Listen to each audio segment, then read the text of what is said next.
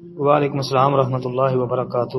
لکھتے ہیں جی، رہنمائی فرمائیں کہ دعا مانگنے کے بعد چہرے پر پھیرنا سنت سے ثابت ہے یا نہیں؟ مطلب ہاتھ انہوں نے لکھا ہے نا، ہاتھوں کی بات کر رہے ہیں، چہرے پر ہاتھ پھیرنا نہیں جی، چہرے پر ہاتھ پھیرنا سنت سے ثابت نہیں ہے۔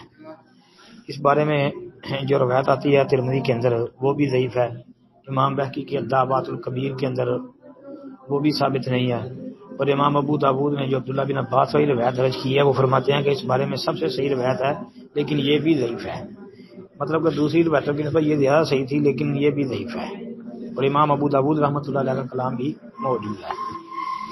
پھر اس بارے میں جو الادب المفرد کے اندر موقوف روایت آتی ہے وہ بھی ثابت نہیں ہے۔ شیخ البانی رحمۃ اللہ علیہ نے الادب المفرد کی تعلیق میں اس کے اوپر ذوب کا حکم لگایا ہے، وہ بھی ثابت نہیں ہے جی، اور اس کو حسن کا نام وہ درست معلوم نہیں ہوتا۔